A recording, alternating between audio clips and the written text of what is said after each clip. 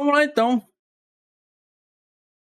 O remake de Dai no Daibouken e do conceito de ser um herói de verdade.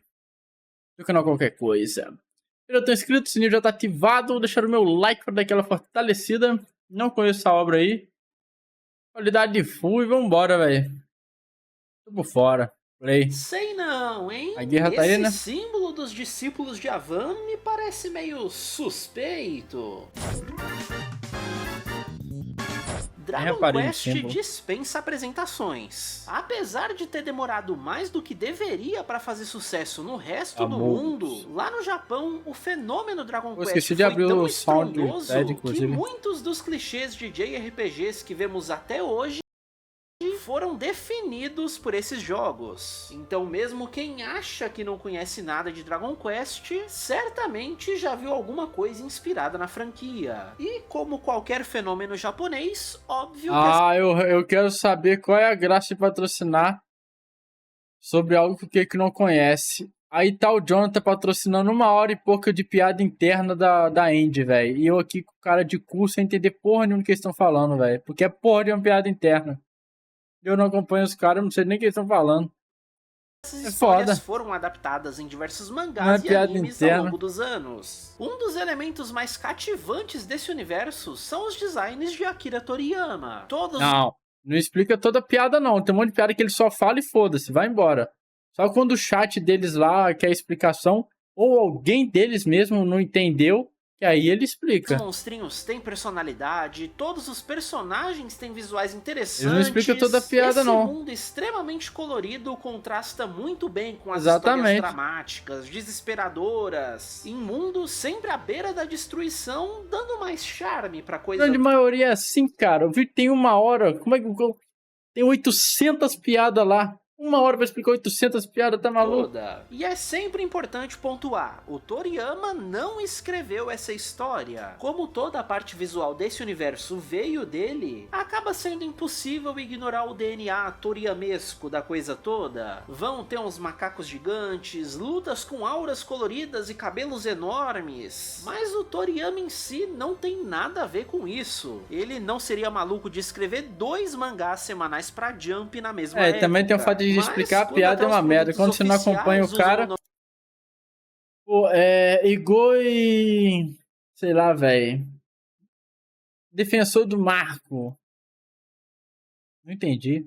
Ah, não, é porque o Igor tava lendo o livro do Marco. Pô, quando explica a piada é uma merda, né, velho? Tá, mas eu não vi essa porra, tá ligado?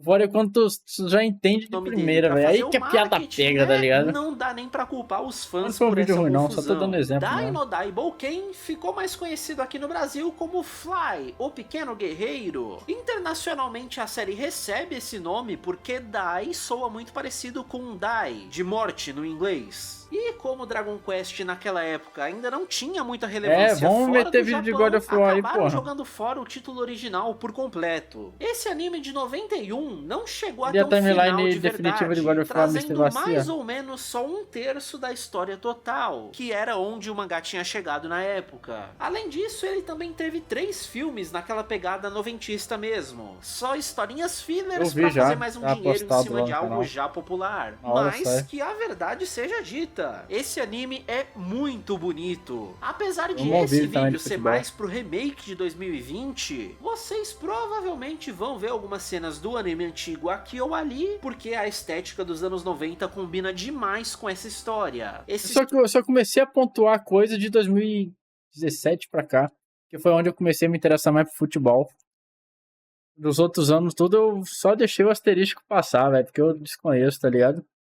Mas argentino 100% favorecido, isso aí é óbvio, né? Eu ali, porque a estética dos anos 90 futebol, combina demais com essa história. Esses traços interessantes, essa explosão de cores, tudo isso ajuda a passar esse senso de inocência que o próprio protagonista traz pra história. Então, sei lá, toda vez que o remake vier com as lutas em CG esquisito dele, talvez eu prefira mostrar a versão do anime antigo. É bom que a gente até foge do bot de copyright do YouTube, né? Mas é isso. isso, esse vídeo é pra falar mais do Daibouken Remake de 2020, que depois de 30 isso aí é o Toriyama que fez também. Trouxe a história completa do mangá, até atualizando ela pra fazer mais referências aos jogos que saíram depois, seja com um itemzinho diferente ou uma roupinha a mais, só pro fã de Dragon Quest poder apontar pra tela e ficar todo feliz. O que torna essa adaptação mais especial e querida do que todas as outras que existiram foi a ideia diferente por trás dela. Enquanto nos jogos você é um agente ativo, tomando as decisões e progredindo a história no seu ritmo, no mangá a experiência já é totalmente contrária a essa. Você só senta e lê sem dar nenhum input pra história. Então, se já tava tudo invertido mesmo, por que não falar de um herói que era amigo dos monstros e enfrentava vilões humanos, com questões morais também trocadas? Daí saiu o one shot Derupa Iruiro, que fica adaptado como o primeiro episódio dos dois animes. Em um mundo pós-Dragon Quests tradicionais, o Rei Demônio já foi derrotado... Dragon Quest tem jogo também, não tem?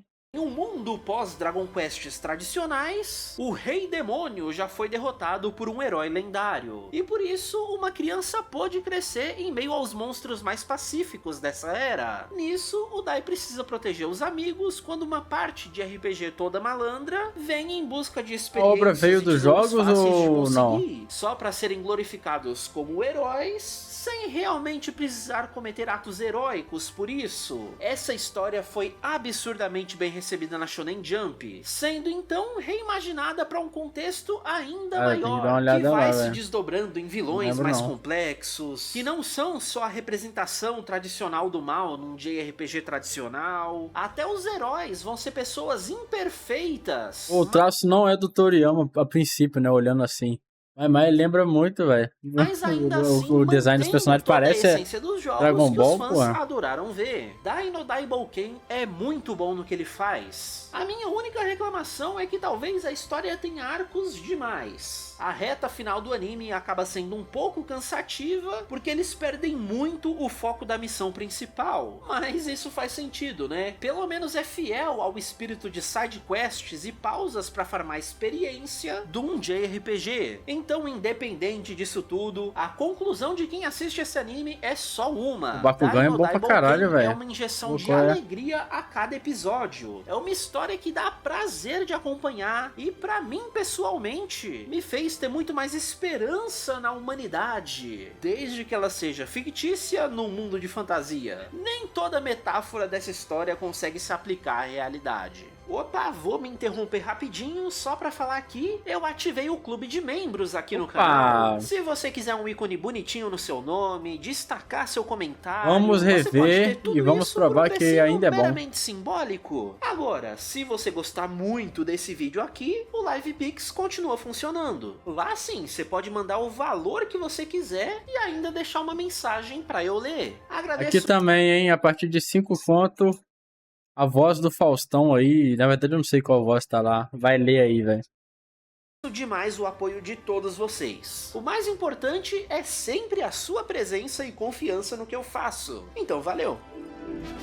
Eu ativei lá o bagulho do voz por IA. Eu só não sei se tá funcionando, velho. Exatamente de onde o One Shot parou, a história começa mesmo 3 meses depois do Dai ter expulsado os heróis fakes da ilha dele. E agora ele tá vendo um outro navio, já se preparando pro pior. Pra, na verdade, ser só uma princesa que precisa da ajuda do garoto que cresceu com os monstros. A Leona precisa passar por um ritual do povo dela pra se tornar rainha, entrando em contato com os espíritos da terra.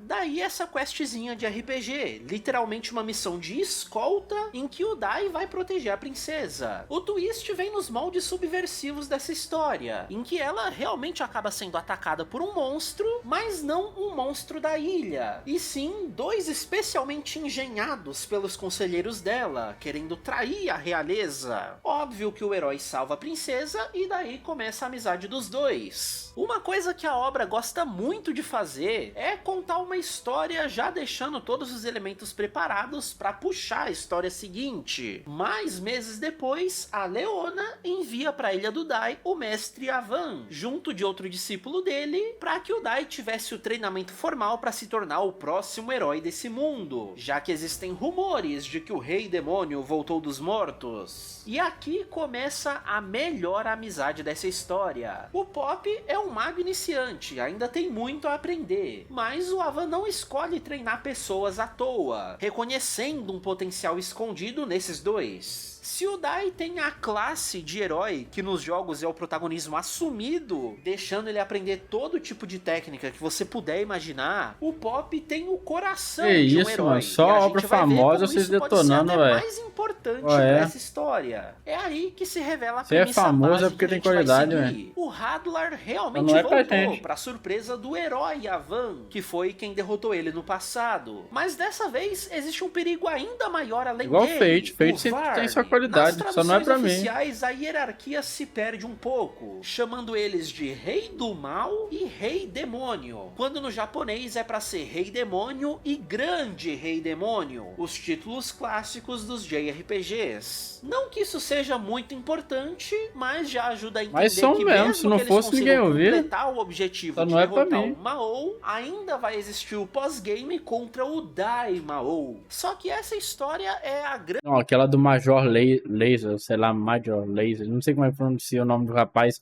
que ela participa, aquela lá é boa mesmo. Grande aventura do Dai. Não é dela a música, mas ela participa. Então seria fácil demais deixar o Avan presente como um herói com experiência para ensinar tudo. Por isso teremos o sacrifício dramático do mestre para salvar seus discípulos. Eu gosto da música KO e o sensual do Pablo Vittar, é bom pra dessa caralho. História é muito simbólico. É uma tática suicida, supostamente vocês, impossível de ser resistida, dado o preço que se paga por ela. Mas isso não é glorificado pela série, não é pra gente admirar todo esse poder. A música triunfante da luta para, e a gente só se o consumidor médio achou uma bosta, por que isso faz a gente sentir ainda mais o peso desse sacrifício. Esse é o herói de Dragon Quest, um cara que se sacrifica não pela glória do momento, mas pra proteger esse mundo sem esperar admiração nenhuma em troca. E é essa impressão heróica que fica pros garotos. O Dai, que segue mais o arquétipo de um herói idealizado, quer bater igual funk. Funk é ruim? É ruim. Pra mim, mas pros outros é bom, né? Pra quem gosta. O Dai, que segue mais o arquétipo de um herói idealizado, quer bater de frente contra o Hadlar e vingar o mestre, enquanto o Pop acaba sendo um personagem muito mais humano nessa construção. Ele quer fugir frente a tudo isso, tendo medo com razão, já que esse tal de Rei Demônio aguentou o que até então é o ataque mais poderoso que a gente conhece. E isso é incrível. No primeiríssimo conflito de verdade para esses dois, a gente já entende pra onde vai a história de cada um. O Pop, sendo um covarde, mas não é todo tem funk muito a que é aprender. chiclete, E não, o Dai, sendo o herói padrãozinho, mesmo com a classe roubada, descobre que não é só a força bruta que resolve os problemas. Ele até dá um sustinho no Hadlar, que não esperava tanto poder vindo de uma criança, mas o vilão consegue sobreviver a ele justamente pela diferença de experiência entre os dois, brincando até com o conceito dessa palavra nos jogos mesmo, mostrando que o Dai tem potencial, mas precisa passar por uma longa jornada de desenvolvimento pessoal que vai dar uns níveis pra ele, permitindo se tornar um herói de verdade. A primeira parte dessa história recebe o nome de Saga dos Discípulos de Avan, porque o objetivo é formar a equipe inicial mesmo, descobrindo que existem mais 2 alunos do mestre. A gente conhece a Mami quase que imediatamente no começo da jornada dos garotos. Né, e aí a gente vê como o Avan é influente nessa história mesmo depois de morto. Ele foi escrito para justificar a presença de cada um dos personagens da equipe principal, como se tivesse escolhido eles a dedo, justamente por causa da personalidade deles. Aguarde. Ela, que atualmente passa essa impressão de ser durona, no fundo é super gentil e carinhosa. Por isso lá no passado não quis aceitar uma arma como equipamento dela. Aí entra o Avan reconhecendo o potencial da garota, pensando que é importante para um time ter alguém que não quer ter tanto poder assim. Um detalhe curioso sobre a personagem é que os pais dela fizeram parte da equipe original do Avan quando eles derrotaram o Hadlar. A mãe era a curandeira e o pai era o guerreiro. Exatamente a combinação de personalidades que a Mami acaba tendo. E lá na frente, quando a garota passar pelo desenvolvimento pessoal dela, isso acaba se manifestando como uma classe mista. Falando sobre isso, né, como eu não prestei muita atenção no início do vídeo, Dragon Quest, ele se passa entre gerações, assim, é o mesmo universo, o mesmo mundo. Só que em gerações, por exemplo, no jogo anterior a gente jogou com a mãe dessa menina que quer ser princesa aí, tá ligado? Tipo isso. Aí o próximo Dragon Quest a gente vai jogar com os filhos desses protagonistas aí. Será que é de geração assim? Para ela. E eu adoro como isso é simbólico de uma relação saudável com a família, coisa rara em shonen. É inclusive a mãe que incentiva a garota a seguir viagem com os meninos, porque ela, melhor do que qualquer outra pessoa, sabe o que a filha pode aprender na jornada ao lado de um herói. Só que mesmo assim, todo o resto da vila também apoia ela, melhor. Sendo só um dos vários momentos dessa série que dão um quentinho no coração, uma fagulha de esperança que me faz pensar, pô, às vezes as pessoas podem ser muito legais, né? Outra coisa que torna eu tenho que aprender com qualquer coisa, mano. Já que eles falam bem da obra aí só pra ter o carinho das fandoms, eu tenho que aprender a ser assim, velho. Às vezes as pessoas podem ser muito legais, o meu chat só fala Outra bosta, coisa que torna Dai no Daibouken tão legal é que entender os arcos de desenvolvimento dos vilões também é importante. E o primeiro deles é o Crocodile, caindo naquele papel clássico de um vilão honrado que gosta de lutar contra pessoas fortes. Por isso ele se interessou pelo Dai depois de ver o potencial do garoto. Enfrentar mais um dos generais do mal traz de volta aquela parte negativa parece o jacaré do Donkey Kong, e olha o comparativo genial que eles dão pra gente usar. No meio dessa confusão toda, a gente reencontrou aquela equipe de heróis falsos do primeiro episódio. E o Pop acaba concordando com eles que o melhor seria fugir dessa luta. Colocar a Mami pra ficar chocada com essa reação dele é muito bom pra construir as relações da equipe. Porque ela percebe que não é só medo que o Pop sente. É pura covardia mesmo. De não querer sair da zona de conforto e aceitar a responsabilidade que o Avan deixou pra ele. E é essa base que constrói todo o desenvolvimento desse personagem maravilhoso. A luta do Pop é sempre primeiro contra ele mesmo, tendo que ouvir sermão até do mago fake, falando que os dois são iguais, que ele vê no Pop muito de como ele era na juventude, então o garoto pode olhar pro velho e saber como vai ser o próprio futuro. É bom demais, porque pra quem já conhece a história, olha a sutileza de fazer o colarzinho do Pop brilhar agora, 70 episódios antes daquele momento, exatamente quando ele pensa que se não for ele, ninguém vai salvar a Mami que foi lutar sozinha, mostrando como Dai no Daibouken foi muito bem planejado e não desperdiça nada nessa série. Paralelo a isso, o Zabuera, outro dos generais, tinha ajudado o Crocodile nessa luta jogando sujo, ao usar o vovô do Dai como refém para sabotar a luta. Ou seja, para um guerreiro que a gente já entendeu que é honrado, ele tava meio desconfortável com essa ajuda. E aí, ao ver um humano fracote, literalmente tremendo a gente medo, conheceu, mas ainda assim se impondo é interessante conhecer coisas novas. Não tem jeito. Ele já ia ser derrotado pelo protagonismo do Dai mesmo, que sempre se manifesta nessa aura azul misteriosa e amplifica os ataques dele, mas a graça é ver o Crocodile morrendo ao elogiar esses heróis, os personagens, tô conhecendo o universo, tô conhecendo o estilo deles. Eu já vou entregar logo de cara que praticamente ninguém morre de verdade nessa história, tá? E aí, como recompensa por ter derrotado um chefão, a turma literalmente ganha novos itens, porque a série não tem vergonha nenhuma de admitir que ela segue os moldes de um JRPG. Então todos os clichês desse tipo de história vão estar aqui sim. E aí é bem legal ir vendo a roupinha deles progredindo como se fossem equipamentos cada vez mais fortes mesmo. Pra fechar essa saga, a gente tem a união das duas coisas. O último mas eu gosto de consumir tudo, mas o que vocês falam também? Ah, pula a filha aí. Ah, não precisa assistir o ONA, não. Ah, não, esse filme aí não importa.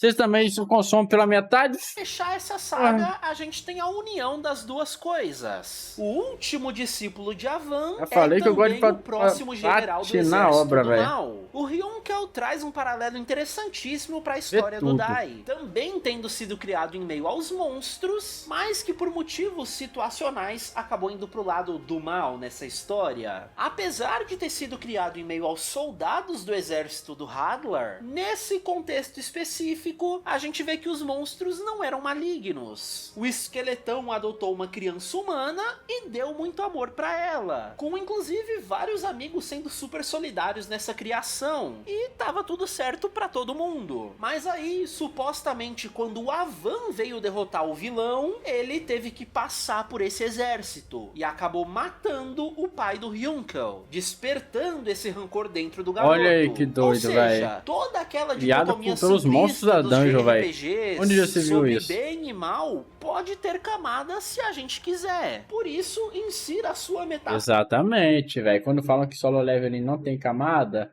é porque só vem superficialmente. Nesses casos, você hiperinterpreta a obra para tirar coisa dali.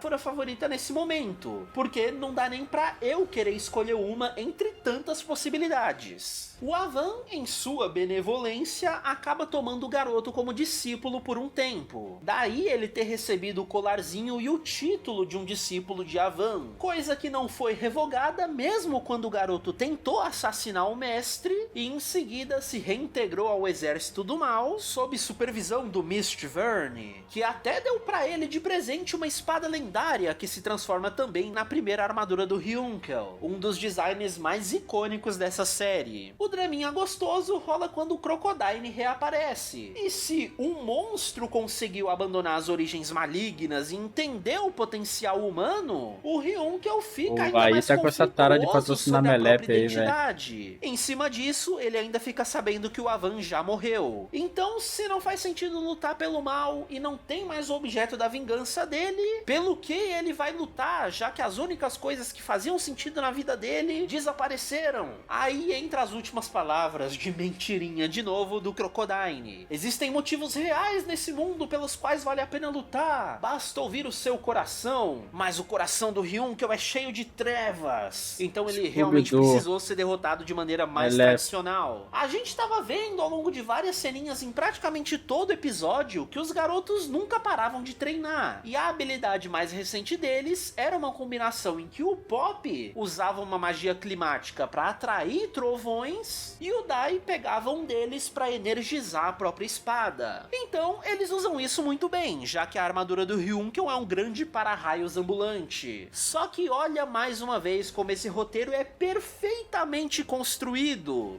Olha que cena foda, cara. Vocês falando que é ruim, velho. Explodindo a armadura lendária. Só pro céu ir abrindo, uma vez que essa magia fez muito mais pelo roteiro do que ser só o poderzinho que resolve a luta. Ela criou a ambientação perfeita pro simbolismo do coração nebuloso do Ryunkel. Olha o simbolismo aí, ó. E agora vê a luz ressurgindo ao iluminar uma nova família pra ele. Esse anime é lindo literal e metaforicamente. Muita metáfora, velho. Mas vocês não pegam, velho. Fazer o quê? Depois de finalizar o arco introdutório, a gente sai com Eu concordo com mais uma quest, velho. É uma obra profunda. Acaba tendo. Então é hora de entrar de vez na aventura JRPGística da coisa. Existem mais generais do mal pra enfrentar. E nessa ilha que é a cara de um mapa dos jogos, o Fleizard se mostra como um dos pouquíssimos nem os melhores estão certos, né, velho? Da Lenogari dando 8 pra Tim Burton, velho. Cujo papel é só ser vilão mesmo. E é importante que ele seja assim, porque o Dai também precisa se desenvolver como um herói do jeito mais tradicional, tendo que então resgatar a princesa Leona, que foi congelada e capturada pelo vilão. 100% o plot de um joguinho, né? Mais uma vez, a presença metafórica do Avan é o que empurra essa galera pro próximo nível, mostrando que ele era um professor de verdade, tendo que trabalhar até depois de morto. Essa foi um pouco pessoal pessoal demais pra mim, né? O Pop começa a segunda etapa do treino dele ao conhecer o antigo mago da equipe do Avan, e o Dai segue praticando as técnicas que ele não terminou de treinar com o Avan em si. Esse arco tá aqui pelo puro power creep mesmo, porque é assim que funciona num RPG. Cada novo boss que aparece é uns 10 níveis maior que o anterior, então a turma precisa acompanhar. Acaba nem tendo muito o que dizer pra luta contra o Flazard, porque esse é o papel dele, trazer o puro suco do shonen ao fazer o Dai se tornar um guerreiro ainda mais forte. Isso, claro, com muito da animação lindíssima que esse anime sempre tem, deixando a gente embasbacado com cada ângulo, cada impacto de cada ataque, é tudo muito bem feito. Aí vem o Mistverne, trazendo uma segunda forma para esse chefão de RPG,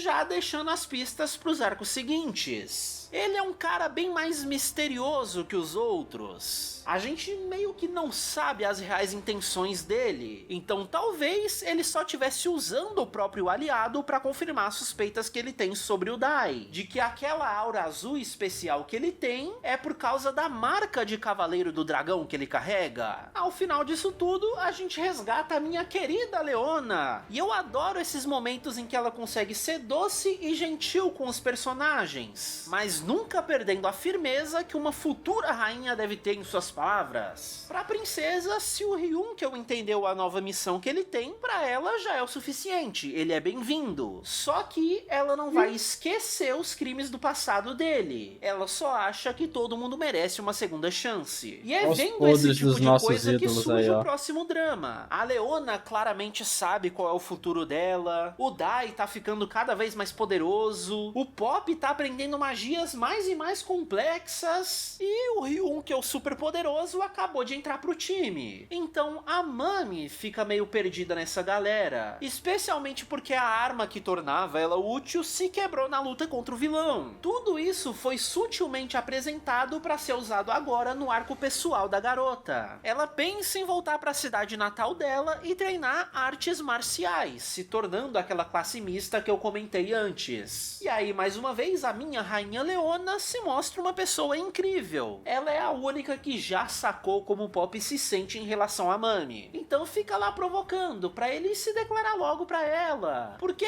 e se ela nunca mais voltar? E se um dos dois morrer treinando? É mais uma vez ela sendo brincalhona, se divertindo ao zoar o Pop, mas no fundo dando um conselho de verdade pra ele. Só que antes mesmo dele criar coragem pra falar alguma coisa, a Mami despeja um monte de elogios pra ele, falando que admira o quanto ele cresceu e que por isso ela quer crescer também. Aí, se já era cedo demais pra declaração rolar mesmo, isso faz o Pop desistir de se declarar. Mas dessa vez não por covardia, é só porque ele quer se tornar de verdade o homem que ele aparentemente é aos olhos dela. Eu acho isso tão bonito, mais uma coisa pra deixar o coração quentinho. Toda vez que os generais se reuniam pra discutir as vitórias do Dai, o general dos dragões Baran sentia que o Hadlar tava escondendo alguma coisa dele. E tava, né? O Rei Demônio tem medo de contar pro cara dos dragões que um novo Cavaleiro Dragão surgiu no mundo. Então, com o Mistverne expondo isso lá na luta final do Flazard,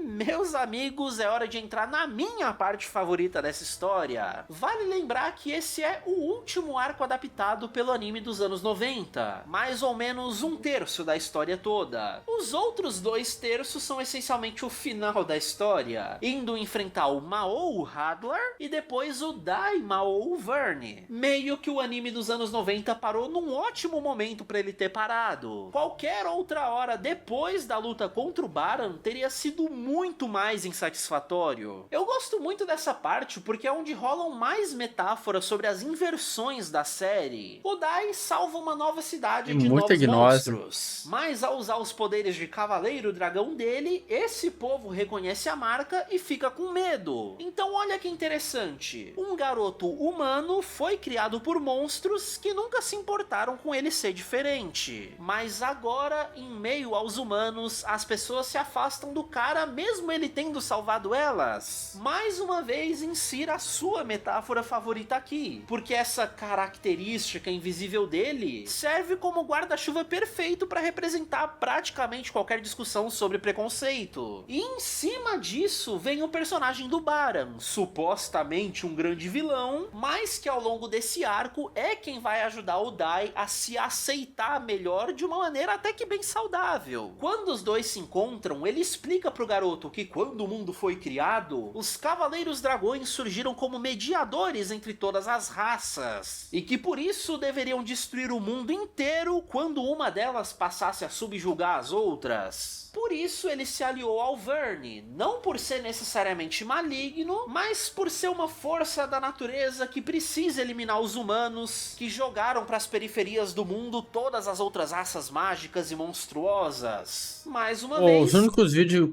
assim, antigos que eu gosto é do melão dele lá com aquele bagulho assim do Bruce Lee lá, velho. Como que é? Eu esqueci o nome, né? Que são dois bastões assim ligados por uma corrente. Eu esqueci o nome daquilo, velho. Ele lá é muito pica, velho. Esse é um vilão complexo. A parte especial disso tudo é que só deveria existir um Cavaleiro Dragão por era. O Dai é uma exceção porque ele é o filho do Baran. E essa é mais uma das histórias de deixar o coração quentinho. Qualquer menção ao filho já faz o Baran ter 1000 flashbacks sobre a esposa humana que ele teve, porque ele realmente amou ela até o fim. E dá pra sentir isso mesmo que seja um personagem de pouquíssimas palavras. Essencialmente, o Baran foi vacilão na geração dele, deixando uma mera humana cuidar dos ferimentos depois de uma batalha. Aí já era, paizão, se apaixonou. Esses flashbacks são muito fofinhos, colocando esse deus da destruição pra ser só um dono de casa, vivendo um romance proibido com uma princesa ainda por cima. O que, obviamente, fez o rei iniciar uma caçada a ele, tratando esse monstro terrível como um sequestrador, que deveria ser assassinado numa missão nobre, mais uma vez deturpada por essa sociedade. A conclusão mais óbvia seria o quê? Ele abandonar a mulher grávida e ser pai ausente de protagonista de shonen. Mas não, pra minha surpresa, o cara ficou com a mulher sim. Ele preferiu abandonar todo o status dele pra fugir com a mulher e cuidar do bebê, vivendo numa paz que infelizmente foi temporária.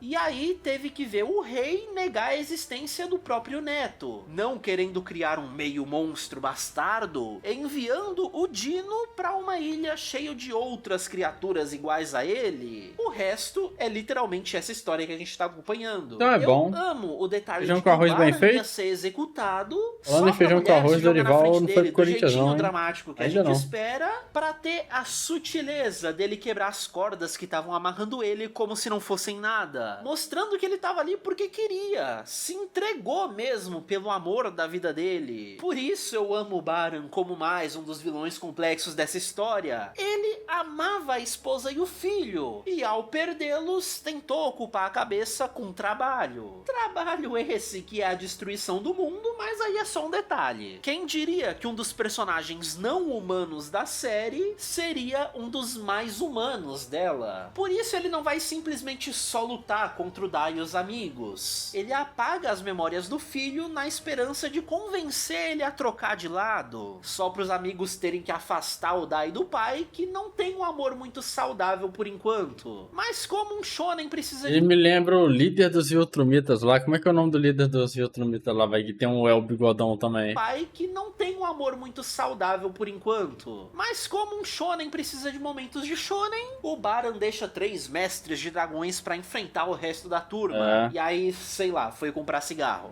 Isso nos dá mais um momento do Pop tendo que enfrentar a própria covardia, sendo o primeiro a se arriscar, se colocando frente a frente com as 3 novas criaturas mais poderosas da série. E aí, mais uma vez, vem o Ryun, que é o Ed Boy, querendo entender se tá fazendo certo ou não ao lutar do lado dos heróis. Só que o mais legal é ver que ao invés dele só substituir o Pop na luta, porque a gente vê logo em seguida que ele tem força pra lidar com tudo isso sozinho, ele quis lutar ao lado do Pop, respeitando o melhor personagem da série, deixando ele ter esse momento também. também. Aí, como ele perdeu a armadura lendária de antes, é bonito ver que ele teve que desenvolver um novo ataque inspirado nas aulas com o Avan, usando o colarzinho como uma arma, fazendo a Grand Cross, que é um ataque de pura luz. E também um jogo de palavras com Grande Crosso, a Grande Morte, porque olha, é muito bonito e tal, mas nem um pouco saudável o Ryunkel está disposto a morrer pelos amigos em toda a luta que ele vai. Enfim, a recompensa pra ele por ter aceitado melhor esse novo lado é ficar com a armadura do adversário, porque ele também usava uma armadura lendária multiuso e acabou se compadecendo da história do nosso protagonista, já que ele foi criado pelo Baran e agora entendeu que ele era meio que um substituto pelo filho que ele tinha perdido, o que é só mais um motivo pra turma preferir abrir os olhos do Baran ao invés de só derrotar ele. Existe bondade em potencial dentro dele, assim como existe na própria humanidade. O erro foi tentar contar isso pro cara, mandando ele refletir sobre o que a mãe do Dai pensaria sobre as ações dele. Aí cutucou a ferida, né? Mexeu com a masculinidade tóxica do cara, que não vai admitir que tá errado. Então agora sim ele vai pra verdadeira forma de luta dele como Dragonoid, em que o lado mais monstruoso se manifesta, mas sem perder o bigode. Tudo isso é bastante conveniente, porque foi na frente do Dai sem as memórias. Bigodão é o charme. E ao ver o pai desse jeito, não se reconhece nessa criatura assustadora. O Pop sabe que não tem muito uma solução pra essa luta, e aí fica pensando, o que será que o mestre Avan faria numa situação dessas? E, bom, a gente sabe. Eles criam todo um drama com flashbacks da jornada inteira dos dois. Vão subindo uma trilha sonora durante o discurso final dele. E o Dai, mesmo sem reconhecer o amigo, tá sentindo uma tristeza inexplicável dentro dele. Como se soubesse o que vai acontecer. Só pro Pop terminar falando pro Ryunkel, cuida da Mami pra mim, tá? Eles cortam a música, vem o silêncio e...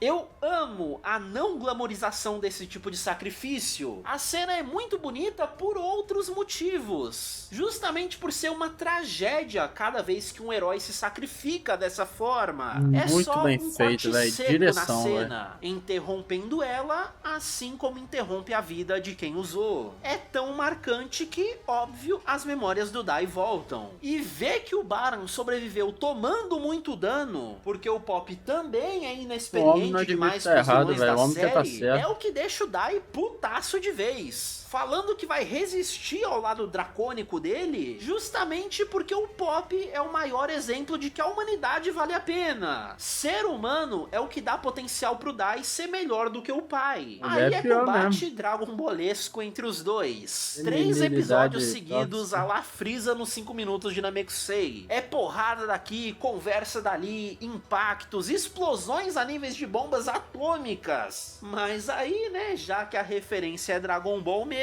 a marca do Dai passa pra mão dele, porque não há nada num shonen que um bom socão na cara não resolva. Eu adoro isso, velho. Não necessariamente perde a luta, mas aceita a derrota moral depois de todo o indomável espírito humano que ele viu nesse confronto. Ele desiste de lutar em respeito às escolhas do filho, e sai até elogiando o Pop, que se mostrou muito mais forte do que parecia. Então seria realmente uma perda triste demais pra humanidade deixar esse garoto morrer. Por isso, esse ser com o poder de deuses vai oferecer uma gota do próprio sangue mágico pra ele. Algo que desafia a própria morte. É um momento do caralho, tá? Como os próprios personagens dizem enquanto Baran caminha em direção ao horizonte, esse é um personagem tragicamente poderoso em todos os aspectos da história dele.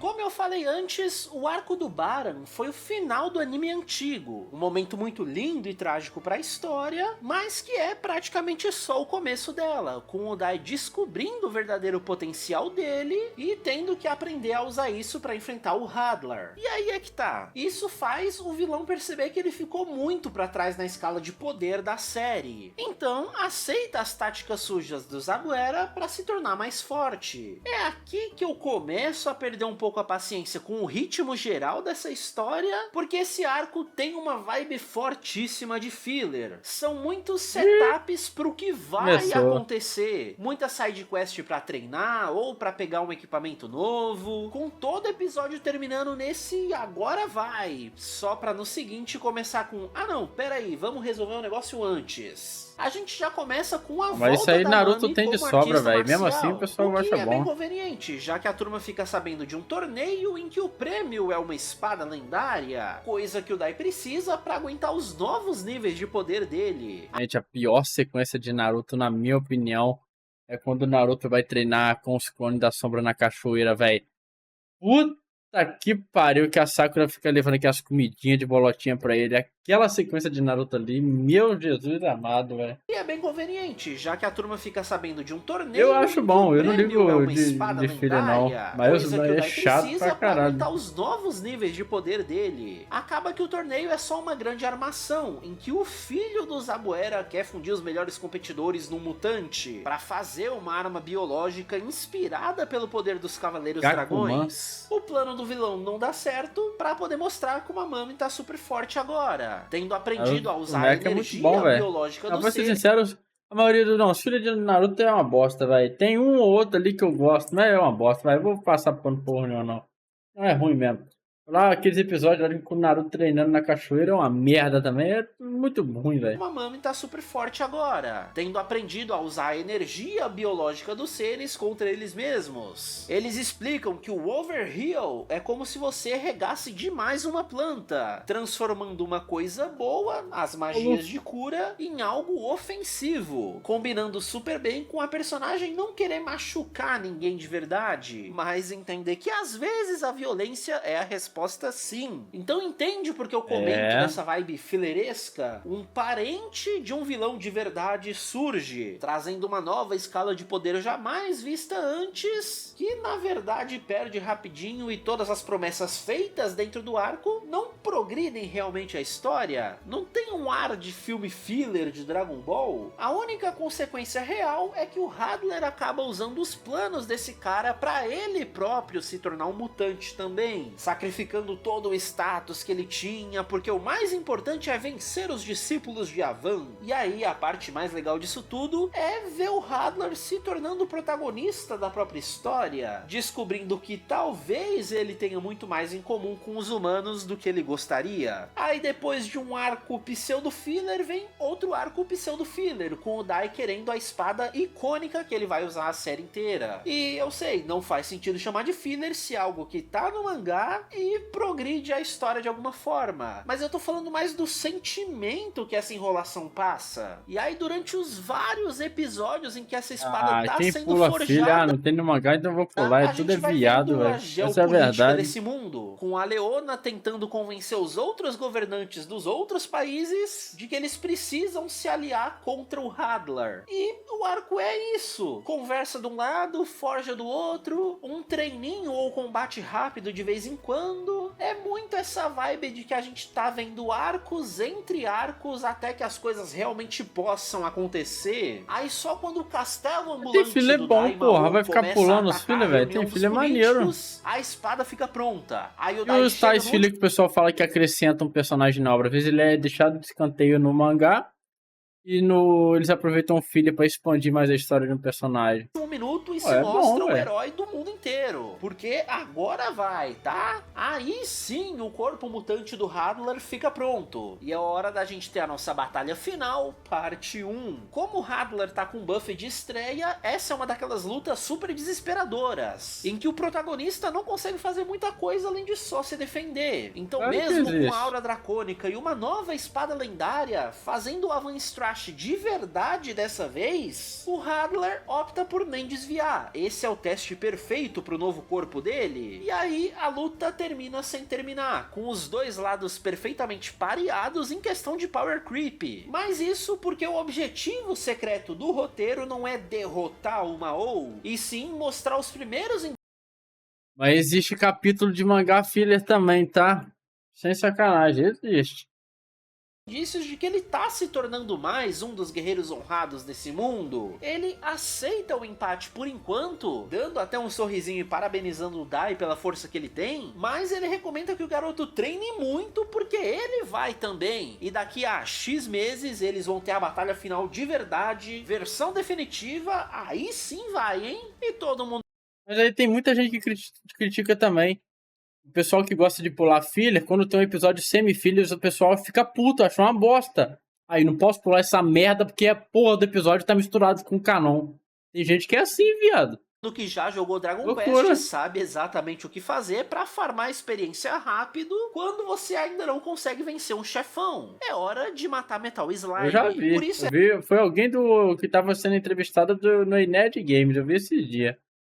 Eu não lembro quem. Mas eu já vi mais gente falando sobre isso também. É super engraçado o anime abraçar essa ideia mais do jeitinho dele, mostrando a nova guarda real do Hadlar, 5 peças de xadrez feitas do metal mais resistente desse universo. E elas dão um trabalhinho pra galera. Não tem nada a ver uma coisa com a outra, velho. Quer dizer que se o Igor for ser entrevistado pelo Nerd Games, o Igor é uma bosta, né? Eu tô citando o Igor porque vocês curtem o Igor.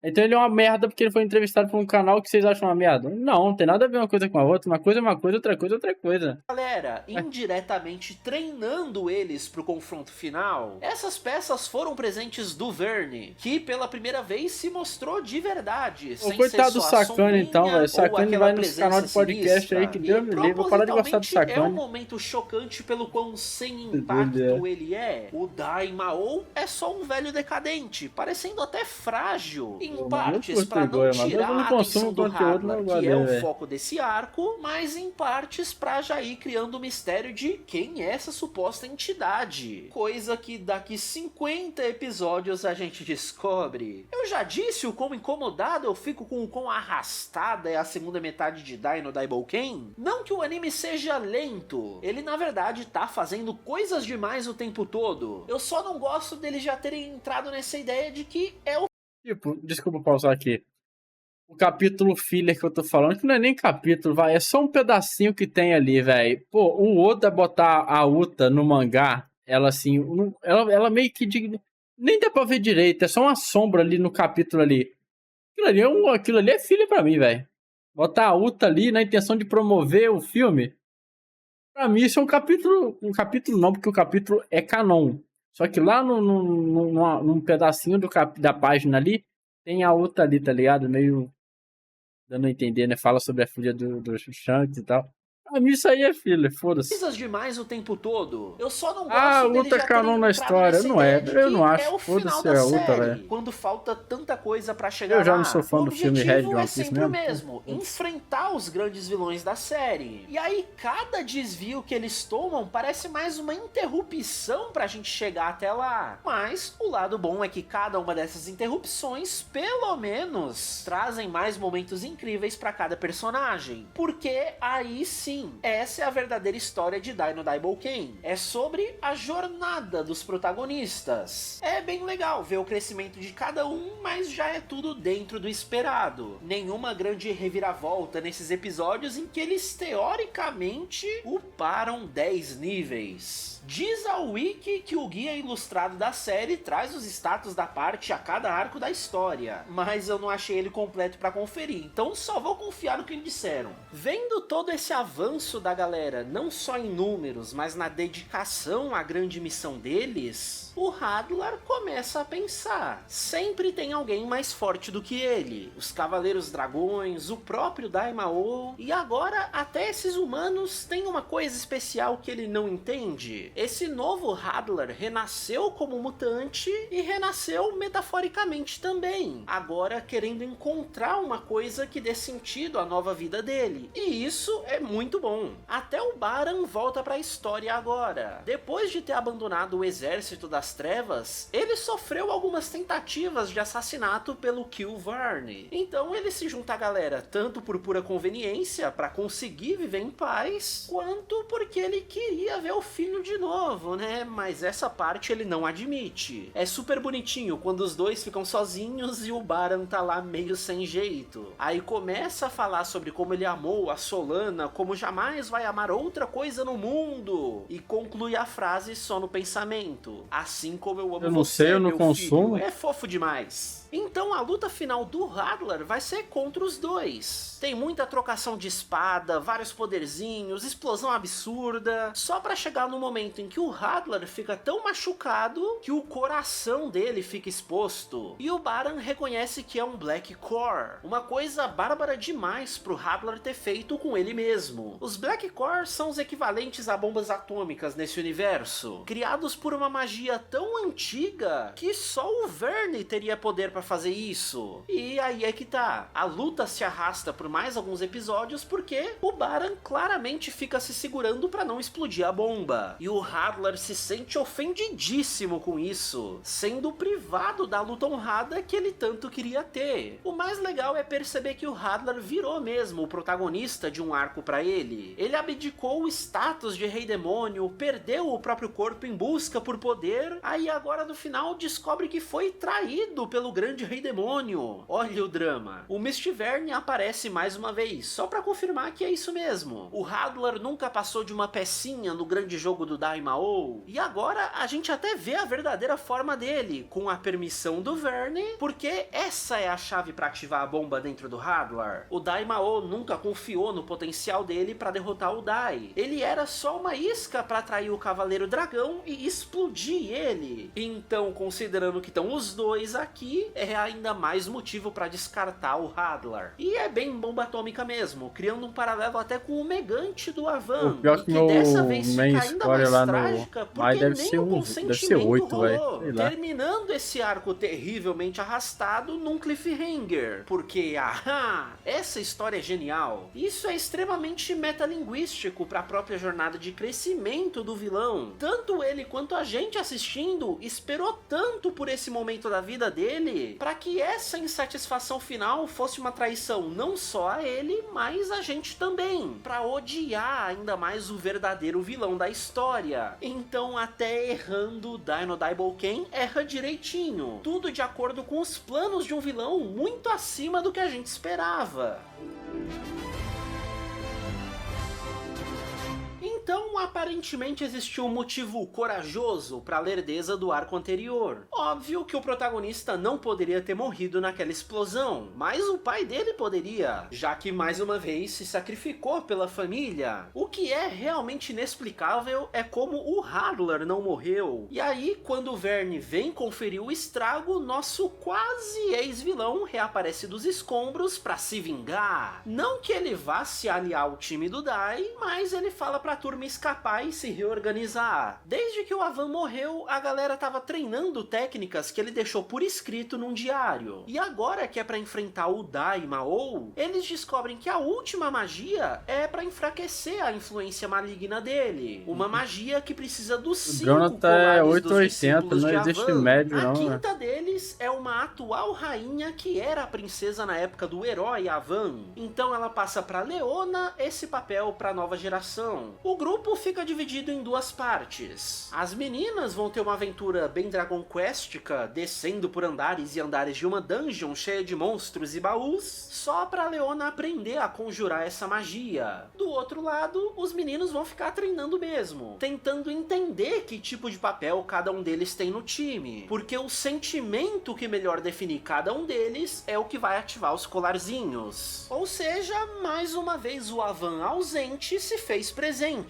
Ele escolheu cada um dos discípulos para simbolizar uma característica que ele julgava importante de ter em um herói. Quase como se o poder da amizade fosse literalmente ter amigos que complementam uns aos outros. Então o Dai descobre que, sendo o herói, ele deve representar a bravura do grupo. O Ryunkel poeticamente representa a busca pela luz, já que é quase literal a presença de sombras dentro dele. A Mami, curiosamente, é a que já estava mais bem resolvida desde aquele arco lá atrás dela. Então fica mais como guarda-costa das meninas na dungeon. E aí tem o Pop, com o melhor drama deles. O garoto não faz ideia do que representa pra galera. Então olha aquela covardia se manifestando mais uma vez. Com ele morrendo de medo de estragar a magia. De só o colar dele não brilhar e por culpa dele o mundo não poder ser salvo. É tão humano ele simplesmente ir pedir conselhos pro mentor dele. Muito só foda, chegar lá véio. e ficar desabafando. Amada, sem poderzinho mas infelizmente novo, tem gente sem aí quest que especial pra finge se que não vê, né, encontrar. velho? E aí o cara que era durão a história inteira com ele que quer falar percebe mal. que dessa vez o Pop precisa de afeto. Então fala que tá muito orgulhoso de quanto o garoto cresceu, que ele aprendeu tantas magias tão rápido, que é quase como se existisse um potencial ainda maior dentro dele, que nem o próprio mestre conseguiria alcançar. Guarde essa informação. Aí beleza, lá na hora de conjurar a magia, ele engole seco, perguntando se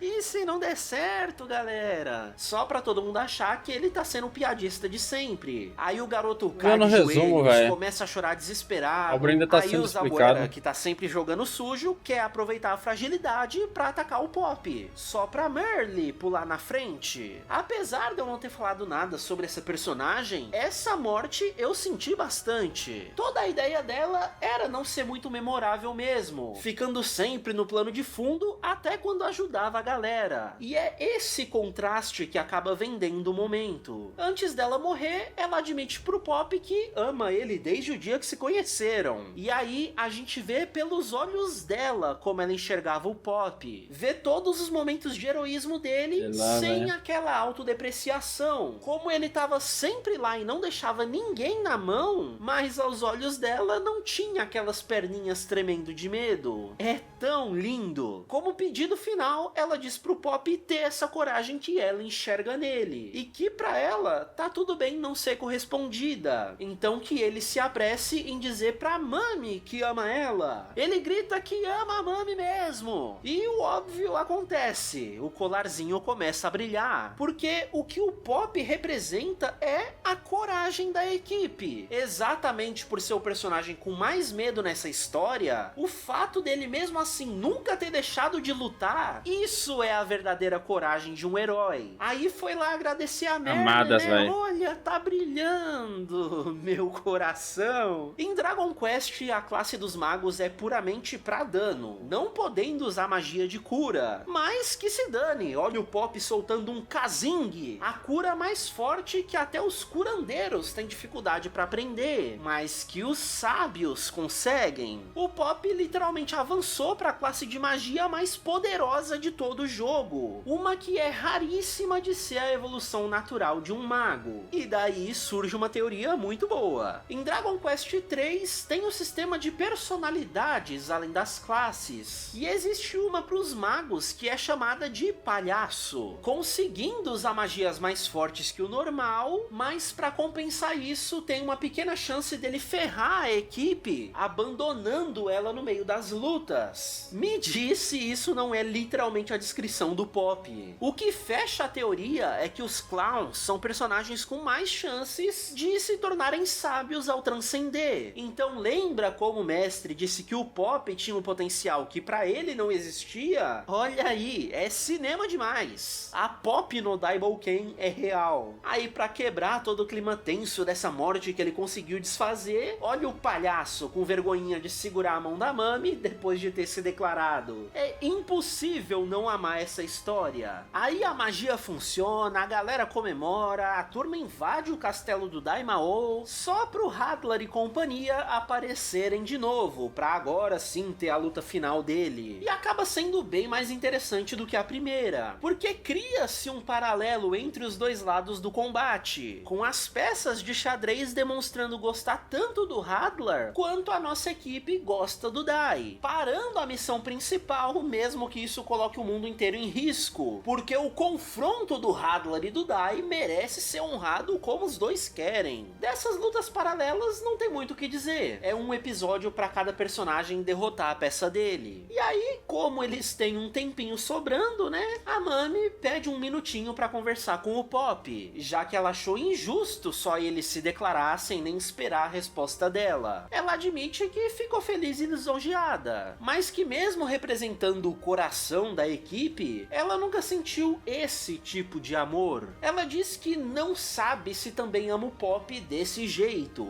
mas que certamente gosta muito dele. Então tá disposta a pelo menos tentar. E é exatamente isso que o Pop ama na Mami. Ela é sincera e forte nas convicções dela. Por isso é justíssimo deixar ela descobrir se corresponde aos sentimentos ou não, sem pressão. Eu achei essa uma representação tão madura de amor. Qual foi a última vez que a gente viu um casalzinho de shonen em que existe a possibilidade de não dar certo e tá tudo bem pros dois? A luta que importa aqui é só a do Dai e do Hadlar mesmo. Na perspectiva deles, 1000 coisas acontecem. Os dois saem voando, explodem tudo, no início Naruto se declara pra Sakura, mas pra quem tá por fora, só assistindo, os dois estão lá paradões se olhando, criando uma metáfora de que essa luta tá num nível muito além pro resto da turma. E parando pra pensar, o sentimento de verdade que o Dai traz pra turma é essa ingenuidade dele. A falta de pré-julgamento é o que fez ele enxergar o novo Hadlar sem pensar nele como o Mao dos tempos antigos. É super bonito ele preparando o ataque final que simboliza os 3 grandes rivais que motivaram a jornada do Hadlar. E o Dai vence o vilão, que dessa vez se sentiu satisfeito pelo menos. Tentar alcançar o nível do Dai foi o que fez ele se sentir vivo pela primeira vez. E o que eu mais gosto nessa luta final deles é que não rolou redenção. Ele realmente continua como um vilão até o último momento, mesmo tendo elogiado e admirado a força do Dai, porque essa foi a última inversão da série. O vilão foi quem passou por um arco dramático pra poder enfrentar um adversário numa escala de poder meio que automática no final da história dele. Só que aí, pra pintar os reais vilões como ainda mais vilões, o Killverne aparece pra atrapalhar a conclusão honrada, prendendo eles numa armadilha, e aí sim rola uma redenção pro Hadlar. Como ele já tá prestes a morrer mesmo, ele se sacrifica pra segurar a magia toda e deixar o Dai e o Pop fugirem em segurança. É um momento super emocionante, definitivamente um dos favoritos pros fãs da série, mas eu pessoalmente preferia ele ter morrido ali antes mesmo. Pra mim é um momento muito mais forte, especialmente porque eu não queria ter visto o Avan ressurgindo do nada na história. Dos 1 bilhão de coisas que acontecem nessa reta final super enrolada, essa é a que menos faz sentido. Nos 25 episódios que ainda faltam pra batalha final, puta que pariu Dragon Quest, ainda acontecem muitas coisas. A gente entende como o Avan sobreviveu ao Megante, diminuindo aquele momento pivotal dessa história, porque ele preferiu forjar a própria morte pra motivar a jornada dos discípulos. E aí foi farmar em off mais de 150 níveis pra luta final, da qual ele nem vai fazer parte, então faz ainda menos sentido. O Zaboera era o último dos generais que faltava morrer, e tem a morte mais sem impacto delas, o que traz um simbolismo legal pro fato dele ter sido o único sem um desenvolvimento real, porque então se a vida dele não teve sentido, a morte também não deveria ter. O Rin é a única das peças de xadrez que sobrevive, e por ter sido sempre a mais emotiva entre eles, meio que herda o espírito do novo Hadlar, ganhando um cabelão parecido e se tornando amigo dos heróis. Ver todos os personagens tendo algum fechamento deixa muito claro que a história real de Dai no Daibouken não é a jornada pra enfrentar o Daimao, e sim como cada pessoa nesse mundo foi afetada por isso. É uma história muito humana, sobre esse indomável espírito que motiva até criaturas não humanas a fazerem coisas incríveis. Por isso é até mais interessante a luta final acontecer em 2 frentes ao mesmo tempo. Uma mais compreensível entre as pessoas e o Mistverse, e a outra luta full shonen power entre o nosso herói super idealizado contra o Verne super vilanesco. Eu passei o anime inteiro sem entender por que os dois tinham nomes tão parecidos. Nem passou pela minha cabeça a possibilidade de serem a mesma pessoa. E tá aí mais um plot twist que todas as pistas quando tiver uma mulher, o que menos vai ter trabalho, velho. Mulher dele não vai dar mais burro. O verdadeiro Mist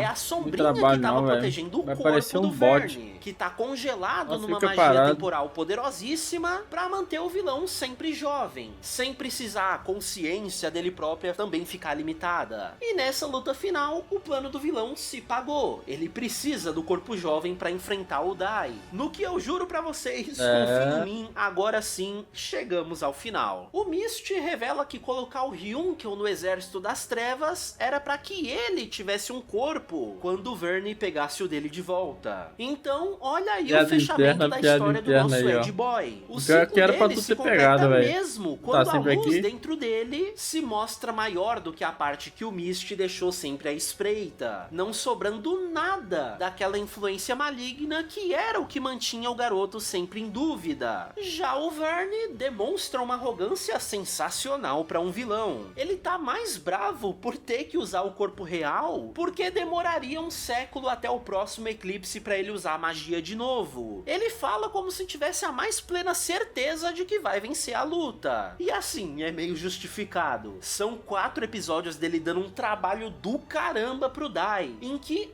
absolutamente nada que a animação desse anime aqui funciona. É bom pra caralho, precisou a minha Rainha Leona. Eu acho que se eu assistisse Dragon Quest eu ia achar da hora, velho. É o meu estilo, cara. Porradaria comendo solto, velho. Dá uma facada no cara pra gente ver algum sanguinho. Aí ele cansa de brincar, porque pra ele é exatamente isso. Uma brincadeira com os humanos. Não importa o que os heróis façam, esse castelo voador dele já soltou bombas atômicas pelo mundo todo. São Black Cores 10 vezes maiores que os do peito do Hadlar. E ainda por cima, caíram num padrão Full Metal alquimístico ao redor do mundo, fazendo um círculo mágico que transformaria tudo no mesmo cenário desolado do submundo. Esse final é muito interessante porque todo o desespero da galera se justifica. O power creep pelo qual eles tanto lutaram perdeu o sentido na hora. O Daimao tem uma maldade tão incompreensível pra nós, meros mortais, que o problema que ele traz é um desafio que nenhuma solução shonenística poderia resolver. It's ma-over demais. Aí rola a ideia de que o poder do Dai vem dos amigos dele. Então o Daimao prende todos eles... O Jonathan hiperinterpretou a piada, velho. O Bona mandou uma gnose, o Jonathan entendeu coisa além, velho. De que o poder do Dai vem dos amigos dele. Então o Daimao prende todos eles em joiazinhas. Um destino pior do que a morte. Porque assim eles vão ter que assistir impotentes a toda a destruição dele. E aí toma mais um twist que ninguém esperava. As bolinhas começam a atacar o vilão por causa do poder do Gome-chan, o mascotinho fofo que acompanhou a turma o anime inteiro. E ele até se mostrou incrivelmente forte, vez ou piada outra, explicada, mas piada a gente que só levava como véio, piada, né? Só que não. Esse slime dourado é a lágrima de um deus, capaz de realizar desejos pra quem encontra ele. E no caso, o Dai desperdiçou esse poder perguntando se ele queria ser o novo amigo dele. Então, sem nem saber, o Gome-chan ganhou vida. Mas depois de indiretamente ter trazido tantos outros amigos pro Dai nessa jornada, o bichinho tá morrendo. Não! E aí, como último ato dele, ele vai tentar realizar um desejo de verdade pro Dai. Tipo, conectar o mundo inteiro pela paz. O que, mais uma vez, é interpretado de maneira literal. Então, todo mundo passa a escutar os pensamentos um dos outros. O problema que isso causaria no nosso mundo, rapaz, mas não nessa história. Porque esse anime me faz amar a humanidade. O indomável espírito humano faz todo mundo se organizar para impedir o plano do Daimao. Esse é o verdadeiro poder da amizade. Ter conhecido pessoas pelo mundo inteiro que agora podem se unir para isso. Só que, putz, quem poderia resolver o problema no inabitado Polo Norte? Aquela equipe de heróis falsos do começo, que obviamente fugiu do campo de batalha, indo se esconder onde eles acharam que seria o único lugar seguro, mas que agora ganharam a chance de demonstrar coragem, se tornando verdadeiros heróis pro mundo todo. E dá certo pra caralho, o mundo simplesmente não explode. Esse Esse foi o momento que eu me senti muito naqueles memes comparando fãs de animes depressivos com fãs de animes super positivos. Como eu amo viver, como eu amo a humanidade fictícia e o seu potencial incrível. O último frame desse episódio, formando a imagem do Gomechan com o pôr do sol e as nuvens no céu, é simplesmente lindo. Aí o Dai se sente O Jonathan é assim, tem que ter simbolismo, não tem? Então é tudo ruim. completamente revigorado. A animação é boa? Não importa. A direção sonora é boa? Não importa. Direção? Não importa. Tem simbolismo? Não tem, então já é ruim. Foda-se as outras qualidades. Sim, não questione, é o clímax de um shonen, mostra que tá com os dois símbolos de Cavaleiros Dragão nas mãos, porque ele herda toda a experiência do pai, se tornando o guerreiro mais poderoso da história. Isso causa um certo medo na Leona, porque poderia corromper o nosso herói, mas quem vai confiar nele? O Pop, né? Sempre o Pop, sendo o melhor personagem da série. Aí o garoto não tem medo de despertar a forma dragonoide tipo o pai, só que a dele é muito mais humana, atingindo esse nível metaforicamente inalcançável pro resto do mundo, só pra levar o Daimao pra um lugar literalmente inalcançável pro resto do mundo. A luta final vai acontecer no espaço. Aí é Dragon Ball no melhor dos sentidos. Só os riscos de luz se batendo, muitos efeitos especiais, explosões, troca de soco. Eles não pouparam despesas pra luta final, trazendo todos os ângulos de câmera malucos que eles faziam em CG, mas dessa vez em animação tradicional, justificando esse anime ser considerado o mais bonito da Toei em 2020 e 2021. É final feliz pro mundo inteiro, não tem do que reclamar. Mas você sabia que existe um rumor de que o mangá teria uma continuação? Esse mangá aqui, essa obra aqui, eu até cogitei ser o Akira Toriyama ali disfarçando um pouco o traço dele, velho, porque isso aqui é Dragon Ball puro, cara. Isso aqui é DBZ puro. Tem até alguns elementos que me lembram um pouquinho, até Cavaleiro do Zodíaco, velho. Isso aqui é DBZ, cara. Não tem outra coisa. Não tem. Você assistir isso aqui e assistir DBZ, tu acha que é a mesma coisa. Do que reclamar. Mas você sabia que existe um rumor de que o mangá teria uma continuação depois dessa luta? A história até deixou umas pontas soltas pra isso, mas nunca acabou rolando. Lá atrás, quando o Daimao disse que tava brincando com os personagens, ele complementa que isso foi uma aposta com essencialmente o Beelzebub de Dragon Quest. Esse dragão é uma entidade muito mais velha que o Verne, e por puro tédio desafiou o vilão a destruir a superfície. Aí nos últimos 5 minutos do episódio final, o que o Verne se revela como um servo desse dragão. Daí o nome dele. Ele na verdade estava aqui para matar o Verne quando ele perdesse a aposta. Então agora, até o estúdio deve ser a Toei que faz esse anime aqui, velho. Lembra muito o atual momento da Toei, velho. Levando o Dai a infelizmente desaparecer com ela no espaço. A turma sabe que ele não morreu porque o brilho da espada lendária não desapareceu. Então talvez o Dai só tenha se perdido numa certa outra dimensão, na qual ele possivelmente teria que derrotar uma criatura especial para escapar. Essa seria a suposta continuação de Dai no Daibouken, que felizmente não rolou. Mapa? Pô, achava que era a Toei, velho. Assim, o clássico eu sei que é a Toei, velho. O Super eu não sei. Eu amei demais essa história e pra mim ela já tá muito bem fechadinha. O clássico que eu falo é o Z, né? Porque tem um clássico, o clássico mesmo é o Dragon Ball. Mas quando eu falo clássico, eu me refiro ao Z. Não precisa prolongar ainda mais. É a mapa, né? Eu admito que fazer esse vídeo me fez gostar um pouquinho menos da série. Por mais legal que cada arco seja, foi tendo que falar de cada um deles que eu percebi todos os problemas de ritmo que eu comentei. Pô, mano, eu sei que não é a Napa, a Napa, ó. A mapa por causa que os animadores de Dragon Ball trabalharam em One Piece, na saga de Wano. Tá ligado? Aproveitaram que era do mesmo estúdio. Pô, se é do mesmo estúdio, Toei faz One Piece. Então... É uma história muito boa, mas já é muito longa, quebrada em muitas partezinhas. Mas a real é que isso não importa. Os personagens mais do que justificam a vontade de acompanhar ela inteira. O arco pessoal de cada um, até dos que eu nem cheguei a comentar, é tudo tão legal, tão bem feito. E mesmo a parte... Cara, eu gostei, mano. Tudo que eu vi aqui eu achei bom, mano. Mais básica disso bem tudo, sincero. admitindo... É aquele bagulho, velho. A história pode ser simples, velho. É igual o pessoal brinca, Dragon Ball é ruim só porque tem uma história simples? Não, porra.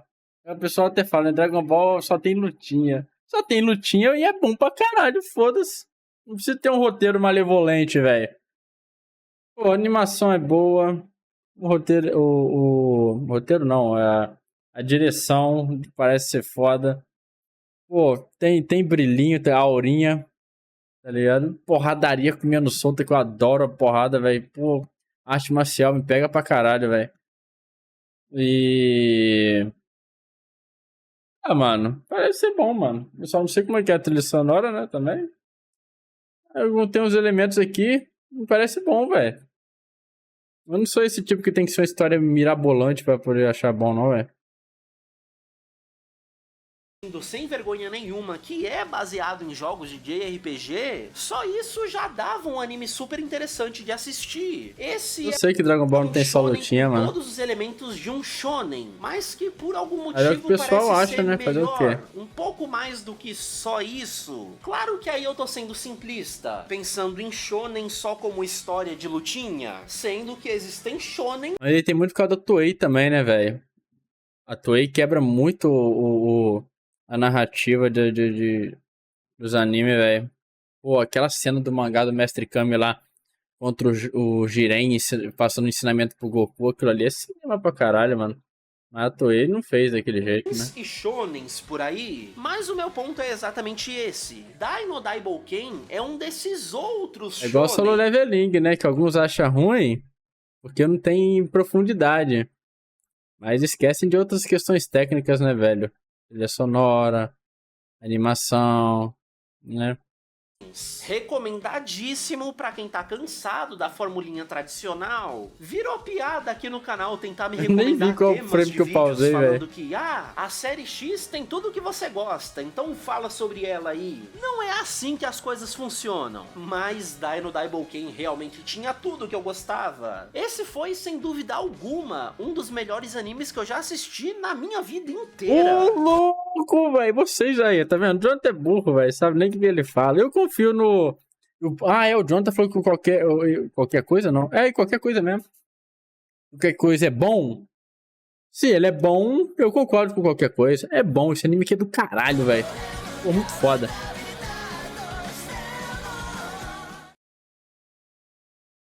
Pô, muito foda, velho. Muito bom, muito bom, muito bom. Parabéns ao remake. Não, parabéns por qualquer coisa, né? Sobre o vídeo, o remake de Dai no Daibouken. Que é um Dragon Ball, né, velho? Meu irmão, é um Dragon Ball, não tem jeito. Destaca a peitoral do personagem. O personagem vira Super Saiyajin. Quando o personagem avança, ele solta aquela aurinha que nem os personagens de Dragon Ball soltam. O design do personagem é parecido com Dragon Ball. Tem uns personagens que parece que é cópia de Dragon Ball. Literalmente tinha um Freeza Android ali, velho. Qual é, cara? E... Porra, aquela cena daquele que ele botou ali, aquela parte, mano. Literalmente o personagem assim, ó. Segurando a energia, tá ligado? Pô, qual é, cara? Isso é Dragon Ball pra caralho, velho. Pô, ele falou que é inspirado em Dragon Ball, mas eu já vi inspiração em Dragon Ball e já vi querer ser literalmente Dragon Ball, velho. Foi o punho do Dai acertando a cara do pai dele. Pô, nem percebi, velho. Cara, bom vídeo, velho. Eu achei maneiro, interessante. O Daibouken, eu não conhecia, não. Já ouvi falar na franquia de jogos de Dragon Quest, velho. Também nunca vi gameplay nem nada, mas já ouvi falar em Dragon Quest. Eu não sabia que tinha anime. Interessante, curioso. Enfim, muito bom, muito bom, muito bom.